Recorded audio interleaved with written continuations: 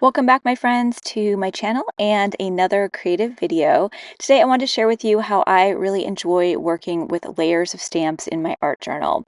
My art journal is a place to experiment and play and really push the boundaries and often utilize a lot of layering with mixed media tools and materials. And using stamps is one of my favorite ways to build an interesting layer that has a look of detail, sometimes pattern, and really push the boundaries of how far I can take things. I'm a maximalist in my approach, but I thought it would be fun to share with you the process and how it develops and evolves over time, building layers in that journal and utilizing that stamping process.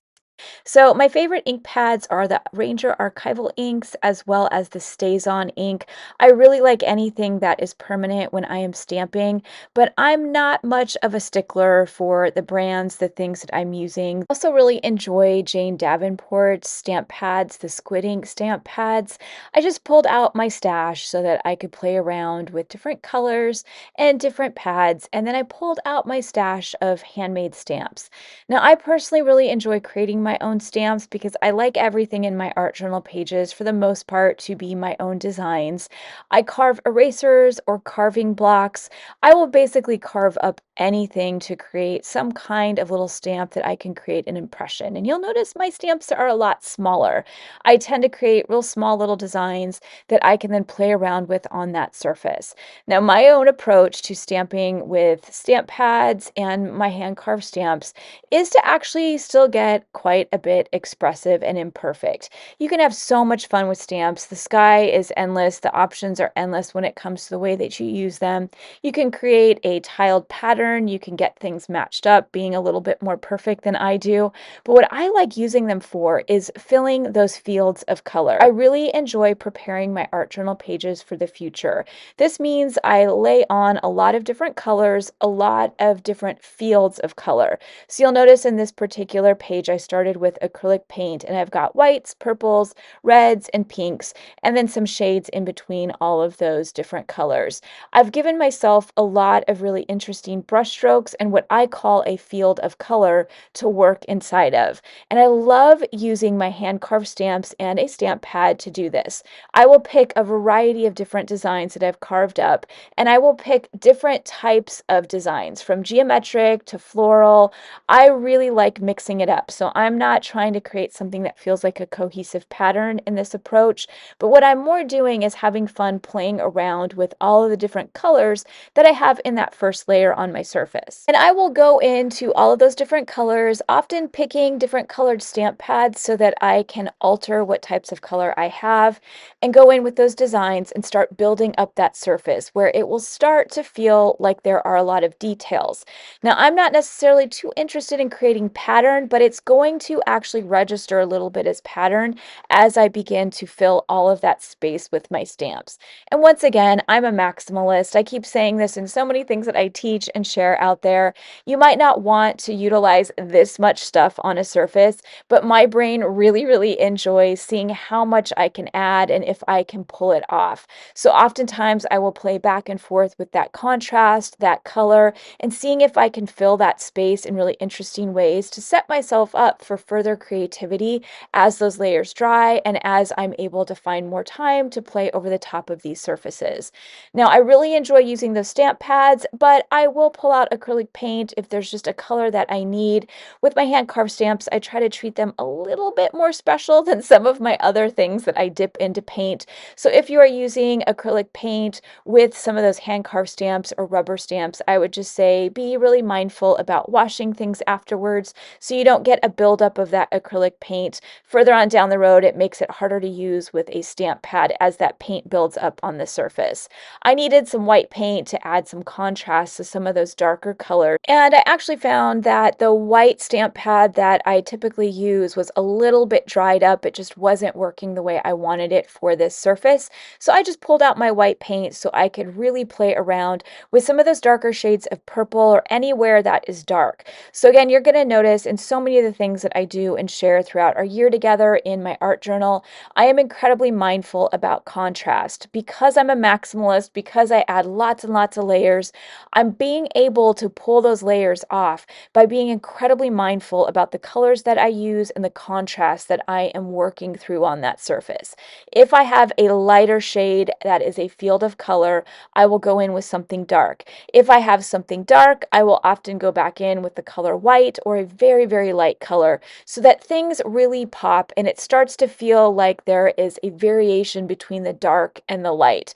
This is how I personally feel like I can typically pull off as much different things that I add to a surface. Now, I don't always get it right, and there are sometimes surfaces where I go overboard with all of the elements, but typically, for the most part, I find that keeping contrast in mind really enables me to play around with this much stuff. And you'll notice as I'm building up that surface with all of my different designs, it starts to take on a completely different look and feel. It definitely starts to feel a bit like pattern or at least surface design, where all of those designs have taken over all of that color. The color now fades to the background and those designs start to come to the foreground. They start to feel like they are a completely new element. And my goal was to leave that center area clear so I could add a quote just in the middle area, but I wanted to brighten and lighten it up just a little bit. So I'm grabbing some more of that white acrylic paint and just going into that organic shape and adding a little bit more white so that I'll have, once again, a little bit more contrast when it comes time to add my little quote that I'm putting down there in the middle. And you'll notice even by changing this, it changes the entire look and feel of the surface. It starts to feel like all of that stamped pattern or that surface design feels almost like a border surrounding all of that white space. But I wanted to go back in and add even more of a border. So I'm grabbing one of my teeny tiny little floral stamps and just outlining that little organic white shape that I've got in the middle. Again, setting myself up for the quote that I'm going to be adding. I wanted a shorter quote because I've got a smaller area, so I'm using a Virginia Woolf quote. It is, "Unless I am myself, I am nobody." And I wanted it to be short enough that it would fit inside of that smaller space. I really love writing inside of lines. It's one of my favorite ways to add yet another design element to a surface. And I'm not somebody that's really good at hand lettering. I tend to just lean into my own handwriting, whether it's printing or cursive, and I'll use big chunky markers just to get a quote that starts to feel like it becomes the focal point or at least the very center of this surface, because I'm going to go back into this one more time with some more layers. I really enjoy adding words and writing in combination with just any different type of layer I have on my surface. If I've got empty space, or if I have space that maybe I don't feel like drawing inside of, or if I'm wanting to use some special words that are meaningful, documenting a memory, adding poetry or song lyrics, I just really enjoy incorporating that into a lot of my different art journal pages. My art journal is actually one of those fun places that I can just mash up a whole bunch of different things. I've got all those stamps happening, but they are now becoming a frame for my fun little quote in that middle area. But for me, I'm going to keep going on this surface and taking it a step further as just an example of how I use these stamped pages. This surface is another example of how you can utilize that stamping. Again, I think a lot of us probably have a collection of either rubber stamps or hand-carved stamps, and they are a really fun way to instantly and quickly add pattern, design, or embellishment.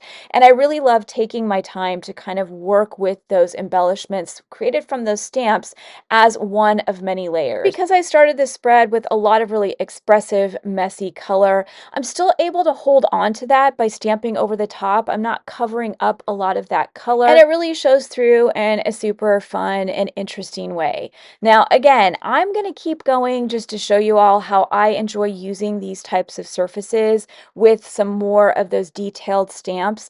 And I could have absolutely stopped and just left my quote being framed out by all of those stamp designs, but I wanted to take it a step further because I just can't help myself. I love to keep going and just piling on different concepts. And while I won't be doing any stamping in this last layer, layer, I wanted to just show you all the way that you can kind of take that stamping process and keep pushing it. So it's now going to kind of fade a little bit to the background because I'm going to be painting black circles that will end up being little spaces and areas that I can draw with my white pen some mandala designs. I love doing this in my art journal pages. My art journal is often a place where I like to pick things that feel kind of cozy and comfortable.